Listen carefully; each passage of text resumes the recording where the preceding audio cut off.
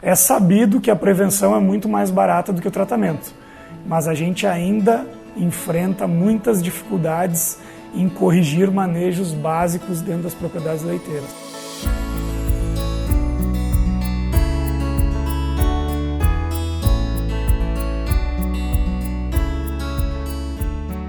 A sanidade do rebanho é essencial para prevenir doenças e reduzir os prejuízos econômicos. Ter um calendário sanitário reduz os manejos no curral, aumenta a produtividade e o calendário também permite ter um planejamento em relação aos gastos com a vacinação ao longo do ano. O manejo, a grosso modo, é a tomada de decisão do produtor e muitas vezes a falha está o que fazer, como fazer e quando fazer. Hoje a gente vai ter uma série de doenças que acometem os rebanhos leiteiros, varia bastante de propriedade para propriedade, de região para região, épocas do ano de maior ou menor incidência. Os desafios são inúmeros. Verminoses, moscas e carrapatos, doenças infecciosas, problemas respiratórios, doenças com impacto na reprodução, como herpes vírus, diarreia viral, leptospirose e ainda neóspora.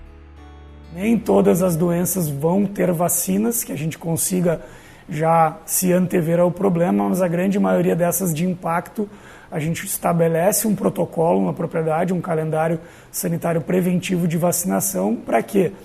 Para diminuir a ocorrência dessas doenças e, para caso elas ainda ocorram, diminuir a gravidade dos sinais clínicos. Assim como os medicamentos utilizados por uma pessoa não devem ser repassados a outra sem receituário médico, o calendário sanitário de uma propriedade não deve ser replicado a outra sem a avaliação de um profissional. Na verdade, o calendário sanitário ele não é uma receita de bolo. Então, fica muito complicado eu montar um calendário sanitário unificado, padrão, e tentar rodar ele em várias propriedades. Geralmente, o protocolo sanitário é desenhado conforme o desafio. Mas, assim, falando de uma maneira geral, como que a gente geralmente posiciona o calendário vacinal dentro das propriedades? Clostridioses, que são causas de morte súbita, dentre outros sinais clínicos, propõem 2 vacinações ao ano, intervalo de 6 meses, pelo menos, levando em consideração a persistência da imunidade para essas bactérias. Doenças reprodutivas varia bastante conforme o desafio, mas na grande maioria das propriedades a gente acaba fazendo uma vacina reprodutiva completa a cada 6 meses e no intervalo, ou seja, trimestralmente, uma vacina isolada de leptospirose. Acaba sendo um calendário que se encaixa na grande maioria das propriedades. E aí, para as outras doenças, geralmente a gente tem algumas propriedades com desafio de mastites ambientais, que também vai trabalhar com calendário vacinal, então aí vai variar muito conforme o fabricante, geralmente trimestralmente se faz os reforços para diminuir a ocorrência e a gravidade dessas mastites ambientais. Algumas outras propriedades também têm problema com ceratoconjuntivite, que é uma doença ocular que acomete alguns bovinos, então essa é muito mais facultativa da ocorrência ou não na propriedade. E de maneira geral a gente vai sempre posicionar esses intervalos vacinais conforme o desafio da propriedade, né? Mas é interessante também a gente entender qual é o sistema de produção, se as vacas estão fechadas num compost barn, num freestall, se são vacas a pasto, né?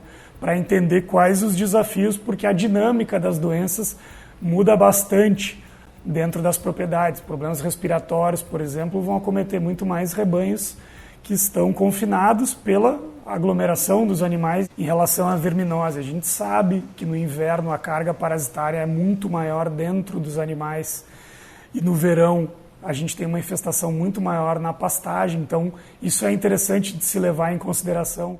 A prevenção é mais barata que o tratamento. Além do custo do medicamento, quando um animal adoece, ele impacta na mão de obra, pois exige atenção especial. Tem a perda da produtividade e ainda o desperdício de leite nos casos em que é preciso respeitar o período de carência por conta do uso de alguns medicamentos.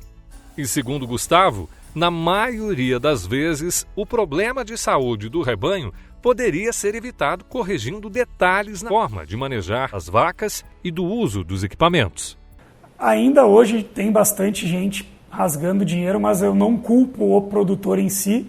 A informação ela tem que chegar no campo e às vezes não é tão rápido Por mais que se tenha hoje o digital que aproxima muito, né, os centros de pesquisa da ponta, a informação nem sempre chega de forma clara e acessível para o produtor. Então, é uma questão de tempo, é um trabalho de formiguinha, mas a gente ainda enfrenta muitas dificuldades em corrigir manejos básicos dentro das propriedades leiteiras. Um exemplo. Higiene de equipamento, manutenção de equipamento de ordenha, cumprimento do calendário sanitário.